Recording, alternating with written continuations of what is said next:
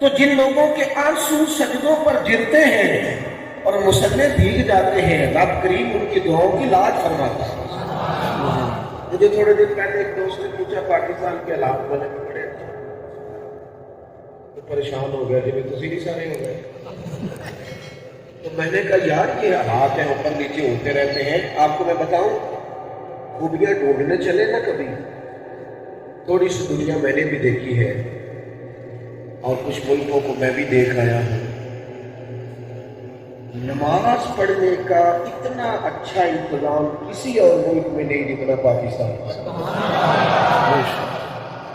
کسی petrol pump پہ آپ بریک لگاؤ آپ کو مسجد ملے گا، وضو کا بندوبست ملے گا۔ تو بھائی اگر سجدوں کی آسانی ہے تو انشاءاللہ باقی آسانی بھی اللہ فرمائے۔ کچی باتیں نہیں، کمزور باتیں نہیں، ہر وقت مایوسی کی بات نہیں، آپ کوئی خیر کا جملہ اپنی زبان سے ادا کریں۔ اب اتنے سخت حالات ہیں کہ سارے کافر آئے بیٹھے مقابلے میں، قحط کا عالم ہے، صحابہ نے پیٹ پہ پتھر باندھ رکھے، سردی کڑاکے کی ہے، لیکن جب حضور وہ چٹان توڑ رہے تھے تو پتہ کیا کہہ رہے تھے؟ ابھی مکہ بھی فتح نہیں ہوا، ابھی پوری طرح اسلام کو وہ قوت ظاہری میسر نہیں آئی، لیکن وہ چٹان جو نہیں ٹوٹتی تھی، اللہ کے محبوب اس پر ضرب لگاتے، ایک ضرب لگاتے تو فرماتے لو بھائی میرے رب کا وعدہ کرم ہو گیا ہے، ایران فتح ہو جائے گا، اسلامی سلطنت میں شامل ہو جائے گا۔ سبحان اللہ۔ نبی پاک دوسری ضرب لگاتے فرماتے لو بھائی روم کی کنجیاں بھی اللہ نے عطا کر دی۔ سبحان اللہ۔ تیسری ضرب لگاتے تو فرماتے لو بھی فارس بھی فتح ہو جائے گا۔ دیکھو کنجیاں آنے لگی، ایک ایک ضرب لگاتے رسول پاک ایک ایک ملک کے فتح ہونے کی خوشخبری دیتے۔ نبی پاک تو آئے ہی خوشخبریاں دینے، کمزوری کس بات کی، ڈر کس بات کا، اتباع قبر کیوں ڈرتا ہے، پھر دیکھ خدا کیا کرتا ہے۔ نوجوانوں سے کہوں گا صرف نظریات کمزور ہوتے ہیں، جیب کا کمزور بندہ کبھی کمزور نہیں ہوتا۔ کمزور وہ بندہ ہوتا ہے جو سوچوں کا کمزور ہوتا ہے، جس کے لفظ تھکے تھکے، جس کے جملے کمزور، جس کے اعصاب کسی تھکاوٹ کا شکار ہو، وہ لوگ پیچھے رہ جاتے ہیں۔ باقی اللہ تبارک و تعالیٰ کی رحمت پر امید رکھ کے جو چلتے ہیں رب ان کی مدد فرماتا ہے۔ ابو خندق کھود لی اور کافر آ کر بیٹھ گئے اور ہزاروں کا لشکر چاروں جانب سے پوری دنیا کا پر تبصرے کر رہا تھا۔ تبصرے آپ کا کیا خیال ہے صرف پاکستان میں ہوتے ہیں؟ یہ تو ساری دنیا میں ہوتے ہیں، اور ہمارے ملک پہ ذرا خطرناک مسئلہ اس لحاظ سے کہ تبصرہ ہوتا ہے تو ذہن تقسیم کیا جاتا ہے، چار لوگوں کو بٹھا کے رات ٹی وی پہ تبصرہ ہوتا ہے، نتیجہ کوئی بھی نہیں نکلتا سوائے اس کے کہ آپ کا ذہن تقسیم ہوتا ہے کہ کوئی بندہ بھی ٹھیک نہیں، سارے برے ہیں۔ اس پر ہم اختتام کرتے ہیں چیزوں کا۔ جو عرض کرنے جا رہا ہوں آپ غور فرمائیں کہ تبصرے ہو رہے تھے کہ سارا کفر آ گیا، اب کیا بنے گا؟ زمینی رستہ بھی مدینہ شریف کا کٹ گیا تھا، آنا جانا مشکل تھا، ہمارے بچے 3 گھنٹے سفر نہیں کرتے، ہم نے اپنی اولادوں کو سارا کچھ دیا ہے، حوصلہ نہیں دیا، الا ماشاء، صبر نہیں دیا۔ جو بچے کھانا وقت پر نہ پکنے پر موبائل توڑ دیں، کیا سوچتے ہیں کہ وہ کسی جگہ ٹھہر سکے؟ کیوں بڑی جلدی لوگ بلیک میل ہو جاتے ہیں، اور کیوں جلدی بڑی جلدی لوگ ہر جگہ ہی وفاداریاں بدلتے نظر آتے ہیں؟ اس کی وجہ ٹھہرنا آتا ہی نہیں، صبر ہی نہیں، تحمل ہی نہیں، بردباری نہیں، رکنے کا مزاج ہی نہیں۔ کتنی دیر لگی، کتنا وقت لگا اس ماحول کو بدلنے میں؟ پورا 1 مہینہ، 30 دن آپ کو قید رہنا ہے، زمینی رابطہ ختم ہے، 30 دن کڑاکے کی سردی، بھوک کا عالم، سارے کفر سے مشترکہ مقابلہ، بچے بوڑھے عورتیں ان سب کا سامنا، لیکن اس پورے پیریڈ میں رسول پاک یوں ڈٹ کے کھڑے رہے۔ اس طرح ثابت قدمی کا اللہ کے حبیب نے مظاہرہ فرمایا کہ وہ جو آئے بیٹھے تھے نا سارا کچھ اونٹ ساتھ لے کے ذبح کر کر کے کھائیں گے اور سارا راشن لے کے آئے تھے. جو قید تھے جن کو بظاہر قیدی کیا ہوا تھا گھبرانا انہیں چاہیے تھا, گھبرا وہ گئے جو باہر بیٹھے. یہ سارا طوفان ٹکرایا اور مسلمانوں کے حوصلے سے ٹکرا کر چور چور ہو گیا. ایک دوسرے پر الزام دھرنے لگے, تو نے ہمیں کہا تھا چلو فتح ہو جائے, تو نے کہا تھا بڑی جلدی ہم کامیاب ہو جائیں گے. دوسرے کو برا بھلا کہتے رہے. رب کریم نے ٹھنڈی ہوائیں بھیجی, ان کے خیمے اکھڑ گئے. یہ سب وہاں سے خائب و خاسر ہو کے جب بھاگے نا, اللہ کریم نے مسلمانوں سے کہا لقد کان لکم فی رسول اللہ اسوۃ حسنہ. چھوٹی چھوٹی باتوں پہ گھبرا جاتے ہو, ذرا ذرا سی بات پر کمزور پڑ جاتے ہو. میں غریب ہوں, میں پیچھے بیٹھتا ہوں, مجھے جانتا کوئی نہیں, میری آواز سے کیا ہوگا. ذرا ذرا سی بات پر کمزور پڑتے ہو. لقد کان لکم فی رسول اللہ اسوۃ حسنہ. ادھر آؤ, مدینے والے محبوب کو دیکھو, تمہارے لیے میرے نبی کی زندگی بہترین نمونہ. حضور سے سیکھیں, فیض پائیں, رسول کائنات کی زندگی جینا سکھائے. تبلیغ ہی دو چار چیزوں کی نہیں ہے. فلانا بندہ کی شریعت کا بڑا پابند ہے. کیا پابند ہے؟ کبھی داڑھی مارا. میں نے اللہ کی فضل سے کبھی داڑھی نہیں کٹوائی, بچپن سے رکھی ہے, مجھے کبھی خط بھی نہیں کرانا پڑا. اور پگڑی کے بغیر تو ایسے لگتا ہے جیسے طبیعت ادھوری ہے. پر میرا یہ نظریہ نہیں کہ دین سارا داڑھی پگڑی میں سے روبان ہے, یہ میرا نظریہ نہیں. داڑھی رکھ لو سنت ہے, پگڑی باندھ لو سنت ہے, مسواک کر لو سنت ہے, یہ ساری سنتیں ہیں. لیکن ملت کے جوانوں میری طرف دیکھنا, خدا را دین کے حسن کو سمجھنا. رسول پاک کی جو سنت سب سے پہلے لوگوں کے سامنے آئی تھی نا, جس سے تعارف ہوا تھا کہ یہ اللہ کے رسول ہے, وہ تو حضور کی سنت صادق اور امین ہونا ہے. یہ سچ بولتے ہیں, یہ دیانتدار ہے. یہ بھی عظیم سنت ہے, عظیم سنت ہے. داڑھی پگڑی ماما میٹھا کھانا عظیم سنت ہے. میرے بھائی سچ بولنا تو میرے نبی کی عظیم سنت. دیانتدار ہونا بھی میرے رسول پاک کی عظیم سنت ہے. خدا کے بندو, جس کی بیوی اس کی بات کا اعتبار نہ کرے تو تکلیف دیتا ہے. بتاتا یہ ہے کہ میں لاہور جا رہا ہوں, پہنچ کر اسلام آباد جاتا ہے اور تڑپ کے کہتے ہیں گھر والے کہ تو تھوڑا خرچہ دیا کر, سچ تو بولا کر. سچ نے جھوٹ نے بد اعتمادی پیدا کر دی. ماحول کے اندر ایسی خوفناک میرے پورے وطن کا مسئلہ اس وقت کیا ہے؟ نہ غربت ہے, نہ کوئی اور پرابلم ہے. سب سے بڑا مسئلہ یہ ہے کہ ہمارا ایک دوسرے پر اعتماد ہی نہیں. کوئی شخص کسی پر بھروسہ کرنے کو تیار ہے. ہم نے خود اپنا اعتماد کھو دیا ہے. سچ کا مزاج نہیں, دیانتداری کا مزاج نہیں, معاملہ فہمی کا مزاج نہیں, کسی جگہ تدبر نہیں. حضور ہمیشہ سچ پڑھایا, زبان نور سے ہمیشہ سچ نکلتا. رسول پاک کا تعارف ہوا تو تعارف یہ ہوا کہ یہ دیانتدار, یہ بددیانتی نہیں کرتے. زندگی اس بندے کی زندگی ہوتی ہے جو اصول پر وقت گزارتا ہے, اس کا کوئی فائدہ نہیں ملتا. مجھے ایک دوست کہنے لگے پر ایک دکان نہیں چلتی, تو میں نے کہا میں اوپن کہہ سکتا ہوں چلتی تھی اور سچ والی. وہ کہتے یار فلانے بندے سے سودا لینا ہے, 10 روپے زیادہ لیتا ہے, بولتا سچ ہے, چیز ٹھیک دیتا ہے. آپ اپنا معیار قائم کرو جوانوں. کوئی چور رستہ نہ تلاش کرنا کہیں جانے کا, وہ کام کرنا جس میں اللہ کی مدد بھی شامل ہو سکے. حضور سچ بولتے. ارتل بادشاہ کے پاس جب حضور کا پیغام دین پہنچا نا, بادشاہ آدمی تھا, اس میں زمانے لکھے تھے.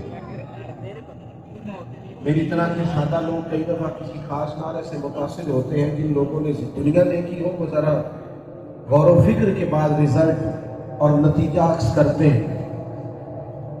تو بادشاہ کہنے لگا یار کہ میرے پاس حضور علیہ السلام کا پیغام آیا ہے, یہاں اگر کوئی مکے کا تاجر آیا ہو اور سیانا بندہ ہو, چودھری آدمی, بڑا آدمی, اس بندے کو لانا.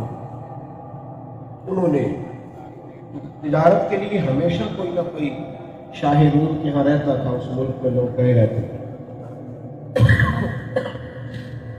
وہاں جب تلاش کیا تو پتہ چلا کہ ابو سفیان آئے، ابھی کلمہ نہیں پڑھتے، وہ یہاں تجارت کے لیے آئے. لے گئے بادشاہ نے نبی پاک علیہ السلام کے بارے میں تعارف پوچھا. ابو سفیان کہنے لگے میرے رشتے میں بھتیجے. اب انہوں نے گفتگو شروع کی. وہ ایک بہت بڑا مکالمہ ہے کتب احادیث میں اور کتب سیرت میں صرف عنوان کی بات کرتا ہوں. ابو سفیان کے بھی مخالف تھے، مسلمان نہیں ہوئے تھے اور جنگوں میں آتے تھے، قیادت کرتے تھے. تو کہتے ہیں میں نے ایک اسی نظریے سے مزاویہ پیش کیا جس طرح کوئی مخالف پیش کرتا. اسی نظریے سے حضور کے بارے میں باتیں کرتے کرتے نا بادشاہ نے آخری سوال کیا. بادشاہ کہنے لگا یہ بتائیں کہ جس محبوب نے دعویٰ نبوت کیا ہے کیا کبھی انہوں نے جھوٹ بھی بولا ہے؟ یہ میں کچھ آپ کو جوش خطابت نہیں دکھا رہا، درد دل کا اظہار کر رہا، ادھارا اپنی تو بات ہی نہیں کر رہا، رسول پاک کی کر رہا. جوانوں تھوڑی دیر موبائل چھوڑ کے ذرا غور کرنا کیا کہہ رہا ہوں. فرمایا کبھی وہ یار کبھی زندگی ہے نا تو وقت گزرتا ہے نا، لوگ بڑی بڑی بہانے بازی نہیں کرتے، اپنے ساتھ ہی روز صبح اٹھ کے جھوٹ نہیں بولتے. کبھی جھوٹ بھی بولا ہے. محل میں بڑے بڑے سیانے لوگ بیٹھے تھے، تورات زبور انجیل جاننے والے بھی، فقہا بھی، دانشور بھی اور جنگی سپہ سالار بھی، پورا لشکر بیٹھا تھا. کبھی جھوٹ بھی بولا ہے. سناٹا چھا گیا. ابو سفیان کہتے ہیں میں چپ کر گیا. ایک لمحے کے لیے میں نے سوچا کہہ نہ دوں معاذ اللہ بولا ہے.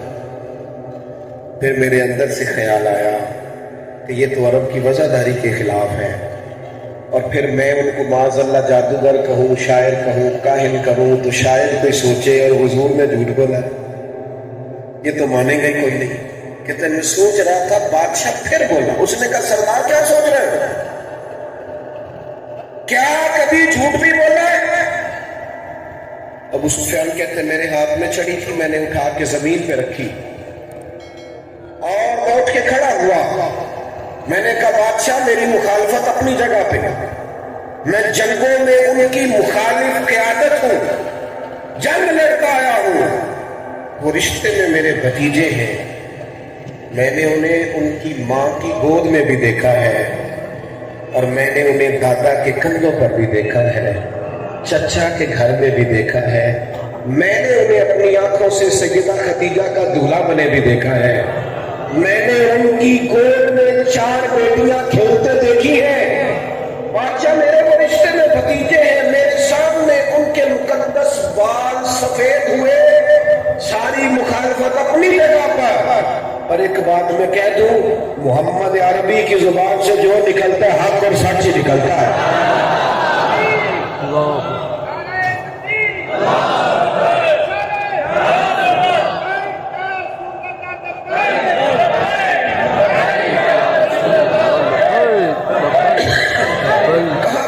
کبھی انہوں نے اپنی زبان سے جھوٹ کا لفظ ادا، اور یارو ذرا سنیے یہ تو حضور کی پہلی ادا ہے، یہ تو پہلی سنت ہے. اسی پر توجہ نہ رہے اگر قوم کی تو کبھی نہیں نکلا. بادشاہ تھا نا. میں نے کہا عام آدمی کو متاثر کرنا آسان ہوتا ہے، اور وہ بادشاہ تو مطلق بادشاہ ہوتے تھے، ان کی تو پائے بڑے مضبوط ہوتے تھے کرسیوں کے. بادشاہ نے چادر اٹھائی کندھے پہ رکھی، اور جب بادشاہ اپنے کمرے کی طرف پلٹا تو ابو سفیان کہنے لگے اتنے سوال اتنے جواب تو نتیجہ، اتنے سوال آپ نے قائم کیے اور میں نے جواب دی، کوئی نتیجہ؟ تو بادشاہ نے پلٹ کے دیکھا، کہنے لگا سردار نتیجہ تو نکل آیا نا یار. کہا کیا؟ کہا آپ نے کہا کبھی انہوں نے جھوٹ نہیں بولا، آپ نے کہا کبھی جھوٹ نہیں بولا. کہا کیا مطلب؟ کہنے لگے جس بندے نے کبھی بندوں سے جھوٹ نہیں بولا وہ یہ جھوٹ کیوں بولے گا کہ میں اللہ کا رسول بن کے آیا. اگر بات باقی ساری باتیں ساتھ ہیں تو یہ بھی مان لو وہ اللہ کے سچے رسول ہیں۔ اسیر دشمن کی چاہ میں بھی، مخالفوں کی نگاہ میں بھی، وہ امی ہے، صادق ہے، معتبر ہے، میرا پیغمبر عظیم تر ہے، میرا پیغمبر عظیم تر ہے۔ لگے جو مزدور شاہ ایسا، نہ دھن نہ دولت سربراہ ایسا، اس عرش نشی کا زمین پہ گھر ہے، میرا پیغمبر عظیم تر ہے۔ میرے عزیز یا رسول اللہ، یا رسول اللہ، یا رسول اللہ۔ دو لوگ تھے، دو صحابہ، یہ بھی آپ کو بخاری میں ملے گا، دو صحابہ۔ بدر کا دن تھا، کوئی مقابلہ نہیں تاریخ میں آج تک۔ لوگ ایک ایسا مقابلہ ہوتا ہے 1000 آدمی اور 3 قسم کا اسلحہ ان کے پاس، اور یہاں 313 یا 312 لوگ اور 6 زرہیں 8 تلواریں، یعنی مختصر سا اسلحہ، اور وہاں پورا 1000 کا لشکر، مقابلہ ہی کوئی نہیں۔ لیکن 2 صحابہ پیچھے رہ گئے۔ وہ جب آ رہے تھے نا تو رستے میں ابو جہل سے ملاقات ہو گئی۔ ابو جہل نے گرفتار کر لیا، کہاں جا رہے ہو؟ کہنے لگے ہم حضور کی زیارت کرنے جا رہے ہیں۔ ابو جہل کہنے لگے نہیں تم جنگ کرو گے۔ انہوں نے کہا ہمارا بات ہے، جنگ نہیں کریں گے، صرف زیارت کریں گے۔ اب لشکر کو تو ایک ایک بندے کی ضرورت تھی، 313 لوگوں نے 1000 سے لڑنا، ایک ایک فرد کی ضرورت ہے۔ جا کے عرض کی یا رسول اللہ، ہمیں نا ابو جہل نے پکڑ لیا تھا اور ہم اسے کہے ہیں کہ ہم لڑیں گے نہیں، اب جنگ کا موقع ہے، ایک ایک بندے کی ضرورت ہے، آپ حکم کریں کیا کرنا ہے۔ تو حضور نے فرمایا کرنا کیا ہے، تم نے وعدہ کر لیا، ہم نے وعدے کی پاسداری کرنی ہے۔ کن کے ساتھ؟ کن کے ساتھ؟ کافر کے ساتھ، وہ جو سامنے تلواریں لیے کھڑے ان کے ساتھ وعدے کی پابندی کرنی، ان کے ساتھ۔ اور خدا کے بندو دیکھو حضور نے ہمیں کیا کیا ادائیں عطا کی ہے۔ اپنی زندگی باوصول گزارو۔ آپ سوسائٹی کو دیکھ کے کبھی رنگ نہ پکڑو کہ ساری دنیا ادھر جا رہی ہے تو میں بھی ادھر جاؤں گا۔ میں کئی دفعہ کہہ چکا ہوں، پھر کہتا ہوں، نیکیاں جمہوری نہیں ہوتی کہ ساری دنیا کرے گی تو پھر میں کروں گا۔ نیکیاں جمہوری نہیں ہوتی۔ اگر نیکیاں جمہوری ہوتی تو حضرت صدیق انتظار کرتے کہ پہلے سارا مکہ کلمہ پڑھے گا پھر میں بھی پڑھ لوں گا۔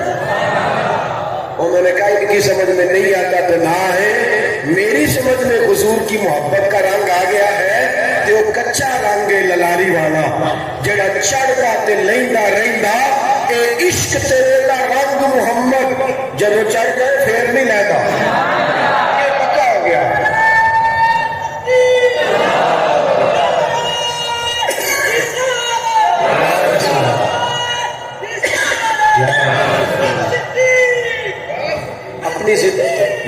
تشریف ہے، میں نے باتیں زیادہ نہیں کرنی، بس میں سمیٹنے لگا ہوں گفتگو کو۔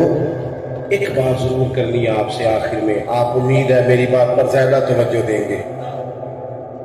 میرے عزیز، اس طرح مسواک سے دانت صاف کرنا سنت ہے اور عظیم سنت ہے، حضور کو بڑی محبوب ہے مسواک۔ اس طرح دانت صاف کرنا سنت ہے نا، دل صاف رکھنا بھی سنت ہے۔ ناراض ہو گئے آپ لوگ؟ نہ ہویا کہ چلا میں، اور دل صاف رکھنا بھی حضور کی، میں ادھر دیکھو، دل صاف رکھنا بھی کسی بندے کی، کسی سید عقیدہ مسلمان کی نفرت اپنے دل میں کبھی پیدا نہ کرے۔ رائے کا اختلاف ہو جاتا ہے، جہاں لوگ زندہ رہتے ہیں نا، زندہ، وہاں رائے مختلف ہوتی ہے، قبرستان میں اختلاف نہیں ہوتا کیونکہ سب تو بیچارے سو رہے ہیں۔ زندہ لوگوں میں مجھے بتاؤ، صبح اگر اپنے گھر میں اعلان کرے، اماں پوچھے بچوں سے کہ آج کی پکانا ہے، تو اتفاق ہو جاتا ہے؟ تو بھائی بھائیوں میں بھی اختلاف ہوتا ہے، ایک کہہ رہا ہے بھنڈی پکانی ہے، دوسرا کہتا ہے پھر تو ہی کھائی۔ تو یہ تو رائے کا اختلاف تو ہر جگہ پہ ہوتا ہے، اس کو کبھی نفرت نہ بناؤ۔ عقیدے کی بات نہیں کر رہا، وہ تو مسلمہ چیز ہے، میں فروعات کی بات کر رہا ہوں۔ ہم نہ، آپ یقین کریں، چھوٹی چھوٹی باتوں سے اتنی نفرت کرتے ہیں دوسرے سے، اس قدر گروہ در گروہ مزاجوں کے اندر اتنے گھٹن اور طبیعتوں میں اتنا بوجھ، لوگ ایک جگہ بیٹھ کر بھی ساتھ نہیں ہوتے۔ چلے میں چونکہ پینڈو آدمی ہوں، دیہاتی آدمی ہوں، تو مجھے پتہ ہے دیہات میں کیا ہوتا ہے. اپنے کلچر کی بات کروں گا. رشتے دار کٹھے ہوتے ہیں نا بیاہ تے، یہ بھی دعا منگی دی روٹی پوری آ جائے، یہ بھی دعا منگی دی کٹھے ہوئے نے کہ لڑ نہ پائے، یہ بھی دعا مانگی جاتی ہے ساتھ. اتنی گھٹن نہیں. مسلمان کا یہ طریقہ ہر بات میں شدت، اپنے دل میں گنجائش پیدا کرے، اپنے سینے کو کشادہ رکھے. رسول کریم علیہ السلام کا سینہ کشادہ ہے. یہ بھی کوئی مزہ ہے کہ خوشامدی بندوں کو ساتھ لے کے چلنا، بلے بلے پیر صاحب بلے بلے، چور صاحب بلے بلے، استاد، یہ کوئی کمال ہے؟ ساری دنیا کر لیتی ہے. لطف تو یہ ہے کہ تو کبھی اپنے دشمن کے ساتھ بھی ایک پلیٹ میں روٹی کھا کے دکھا، جس سے تیرا سیاسی سماجی فروعی اختلاف ہے، بیٹھ، یہ کمال ہے. اس کمال کو بھی کبھی بروئے کار نہ ہے. اپنی زندگی میں فرصت پیدا کرے، گنجائش پیدا کرے. نبی پاک علیہ السلام کے کبھی آپ قلب نور کو دیکھیں نا، جن لوگوں نے حد کر دی نا 13 سال تکلیف دینے والے، اور دکھ ایسے ہیں کہ جو پڑھے تو کتاب بھیگ جائے آنسو سے، لفظ ایسے ہیں جو دہرائے نہ جا سکے. لیکن وہی لوگ جب یوں گردنیں جھکا کے فتح مکہ کے دن حضور کے سامنے کھڑے تھے نا، تو کریم نے ایک جملہ کہا تھا جو تاریخ میں چمکتا ہے. رسول رحمت کا سیاہ امامہ اور حضور کی گود میں حسنین کریمین، اور مکے کے چوک میں میرے کریم کھڑے ہیں، اور فرمایا گردنیں جھکانے والوں، تمہیں پتہ ہے میں تمہارے ساتھ کیا سلوک کرنے لگا ہوں؟ تمہیں خبر ہے؟ تو وہ گویا خاموش رہ کے زبان حال سے کہہ رہے تھے جو بھی کرے ہمارا بنتا ہے، جتنی بھی سزا دی جائے ہماری بنتی ہے. تو میرے محبوب کے خوبصورت جملے مرتب ہوئے، اور پھر لوگوں نے دیکھا کہ حضور نے تھوڑی دیر نظر جھکائی، اٹھائی تو آنکھوں میں آنسو تھے. فرمایا میں تمہارے ساتھ وہی سلوک کروں گا جو جناب یوسف نے بھائیوں کے ساتھ کیا. اور بھائی جو ہوئے، تم بھائی جو ہوئے، بھائیوں کے ساتھ اگرچہ وہ کنویں میں پھینک آئے تھے، پتہ کیا سلوک کیا تھا؟ مفسرین نے لکھا ہے کنویں میں پھینکا تھا انہوں نے، وہ تو اپنی طرف سے مار دیا تھا نا، اور جب قحط پڑ گیا سب جگہوں سے، تو یوسف کے پاس گندم تھی. بھائی بڑے پیارے ہوتے ہیں، انہیں اپنے بچیاں نال گلاں کر لی دیا نے پڑا کے خلاف کافی ساریاں، پھر وہ پیار کرن نہیں دیندے بچے. وہ ایک باری چاچا جی نے کوئی پیسے کی لوڑ پی گئی تو ساڈے ابا جی سانو سمجھا رہے سن، کہتے ہیں وہ پھر 4 لاکھ کی لوڑ ہے، میرے کو نہیں چاہ رہا، میں 2 کو دیا گا، میرے بھی بچے بڑے ہیں. میں کہ ابا جی دل سے تھوڑا پن دین نو کرتا پیا ہے، سانو پہ راضی برا تو پیارے ہوتے ہیں نا جی، دل سے تھوڑا پن دین نو پورا کرنا ہے، لیکن تو سانو سمجھا رہے ہو، جو گلا کر لی دی نا، لیکن وہ پیارے ہوتے. حضرت یوسف کو پیارے تھے بھائی، ہاں یہ پیارے ہوتے. جناب یوسف نے چوکیاں بنی نا، گندم خریدنے لوگ آتے تھے شہر کے، مصر کے چاروں جانب چوکیاں. آپ نے فرمایا جو بندہ بھی گندم خریدنے آیا اسے پوچھنا کیا لینے آیا ہے، یہ بھی پوچھنا کیا لے کے آیا ہے، کس چیز کی گندم خریدنی ہے، سونا ہے، چاندی ہے، کیش ہے، کیا ہے، پوچھ لینا. اور پھر جناب یوسف نے ایک ٹھنڈی آہ بھری. فرمایا جب کنان سے لوگ آئے، جب ویر آئے، تو یہ تو پوچھ لینا کیا لینے آئے ہیں، یہ نہ پوچھنا کیا لے کے آئے. کا پردہ قائم رکھنا ہے، ان کا پردہ قائم رکھنا، ان سے نہ. تو میرے رسول پاک نے فرمایا تمہارے ساتھ وہ سلوک کرنا ہے جو جناب یوسف نے بھائیوں سے کیا تھا. میرے عزیزوں اپنے دل کو بڑا کریں، گنجائش پیدا کریں. میلاد شریف کا موقع ہے، اس سال اس طرح میلاد نہ بنائیں کہ جس رشتہ دار سے دینی نہیں صرف ذاتی جھگڑا ہے. 12 ربیع الاول سے پہلے ملنا ہے اسے جا، اسے نہیں بولنا میں کامیوں کا دسیا ہے، مشکل بیٹے بیٹھ. اللہ تھوڑی سی اپنی طبیعت میں گنجائش ہے. ترمذی کی حدیث سنے اور میں اپنی بات کو سمیٹوں. حضور علیہ السلام نے حضرت انس بن مالک رضی اللہ تعالیٰ عنہ سے فرمایا، اے انس، اے میرے بیٹے، تم سے ہو سکے تو صبح اس حال میں کرنا کہ تمہارے دل میں کسی کا بغض نہ ہو. حضور فرمانے لگے یہ میری سنت ہے، یہ بغض نہ رکھنا، سینہ کشادہ رکھنا، یہ رسول پاک کی دل کو بڑا کر لے. گھر چھوٹا بھی ہو تو دل بڑا ہو، گاڑی چھوٹی بھی ہو تو دل بڑا ہو، بینک بیلنس چھوٹا بھی ہو تو دل کتنا بڑا ہو. حضرت سلطان صاحب کہتے ہیں 14 طبق کی میرے دلے دے اندر، اتنا بڑا. کہتے ہیں 14 طبق دلے دے اندر تے میں تنبو وانگو تانے ہوں. اے دل دریا سمندروں ڈوبے کون دلا دیا جانے. اپنے دل کو کشادہ کرے. جلوس نہیں مس کرنا میلاد شریف کا، اور کوشش کرنی آگے آگے نہ چلے، درمیان میں چلے یا پیچھے چلے، اور باوضو جانا ہے اور ذوق سے جانا ہے. یہ کوئی کسی اور کی شان کا جلوس ہے، یہ تو رسول پاک کی بات ہے. اور جم کے جانا ہے اور مزہ لینا ہے صاحب. اور حضور کا نعرہ لگانا ہے تو دیوانہ وار لگانا ہے.